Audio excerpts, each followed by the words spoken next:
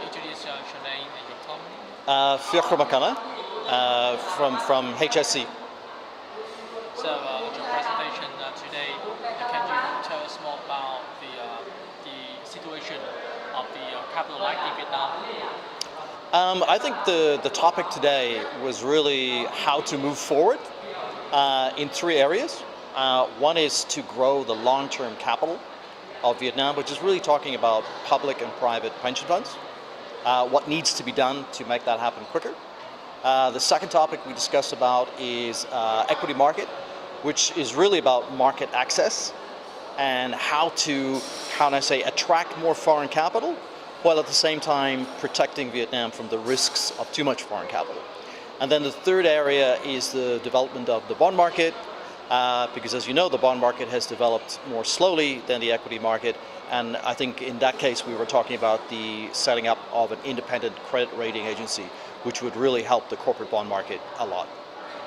So one of the topics discussed at the presentation at the seminar is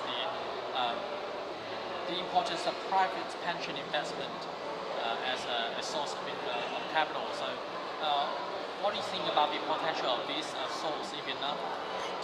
I think the first point is to develop a large domestic private pension fund market is something that will take maybe 20 or 30 years. So it's not a solution tomorrow.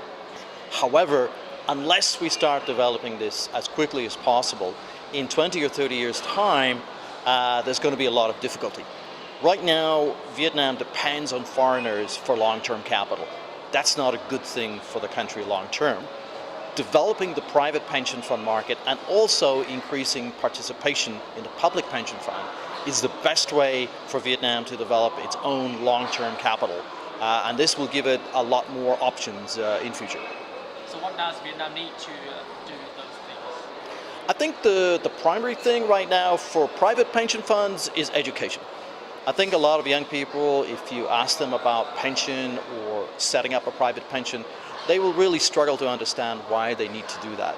But I think that if they understand and appreciate that in 20 or 30 years' time, if we have already built up pension funds in Vietnam, then more banks will get access to long-term capital and they will be able to issue long-term mortgages for maybe 30, 40 years, which means that more people can participate in the housing market. Then they can see some practical benefits for themselves. And as well as that, of course, when they retire, maybe in 40, 50 years' time, they will be able to get a pension as well. So there's a lot of benefits for the people of Vietnam by growing both private and public pension funds. So is there any relation or contradiction between the public and private pension funds? Not at all. They work together hand in hand. I think right now the priority of the government is to increase the participation in the public pension fund. That is very important because the public pension fund is very important for providing an alternative source of funds for government in terms of infrastructure expenditure. However, we all know that in 20, 30 years' time, the public pension funds won't be sufficient to cover the needs of retiring workers. And that's where the private pension funds come in, is they will supplement and they will help enormously so that retired people in 20, 30 years' time don't need to worry about anything. So are there any success stories about pension funds in other countries? I think if you look at the region, you'll see that countries like Malaysia, Thailand already started down this road maybe 10 or 15 years ago. So they're starting to see the early benefits. And again, I mean, if you start private pension funds tomorrow, it will take about 10 or 15 years before they have built up a sufficient amount of capital to be able to have an impact on the economy. But you're already starting to see this in Malaysia and Thailand. And of course, in more developed countries, pension funds have been active for 30, 40, maybe even 50 years. So once you see the finished thing, you will see it is very important for any economy. So another way to raise to expand the capital market is through the bond issuance of enterprises. So are there any challenges for Vietnam, for Vietnamese enterprises in issuing these bonds? I think one of the key challenges is the lack of a domestic rating agency for the bond market. In overseas markets, when a company wants to issue a corporate bond, a rating agency will come and look at the company, they will look at a bond, and depending on the financial health of the company, they will give it a rating. This is a key way for investors to judge whether this is a good bond or maybe a not so good bond. In Vietnam, we're still lacking this, and because of that, a lot of investors are not able or allowed to invest in the bond market.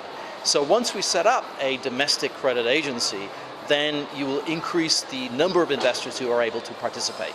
And this is very important for developing the market.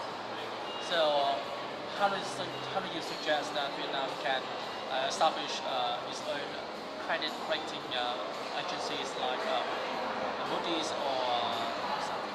How do you suggest? I mean, I think the government and other agencies like the Vietnam Bond Market Association have been working on this area for actually quite a long number of years. And I think they've made a lot of progress. There are, I think, some technical issues, but I think we can see the end of the road on this, and we hope to see such an agency set up maybe in the next 1 or 2 years. Are there any examples of credit agencies that we can look up to in the region? In Malaysia, there's an agency called RAM or AM. They've been very successful. And I think also in other countries in the region, they all have their own independent agencies. So I think there's actually a lot of examples from the region. What are your expectations for the capital market of Vietnam in the near future? As you know, markets go up and down. I think at the moment in Vietnam, we're seeing very strong macro growth. We're seeing very strong earnings growth. The problem, of course, is overseas. We are worried about the trade disputes. We're a little bit also worried about the currency volatility, and when I say currency volatility, I'm talking about the Turkish lira, to some extent the Chinese yuan, etc., etc. So the domestic environment in Vietnam looks excellent, but there are some clouds overseas, and we need to keep an eye on those. Thank you very much. Okay.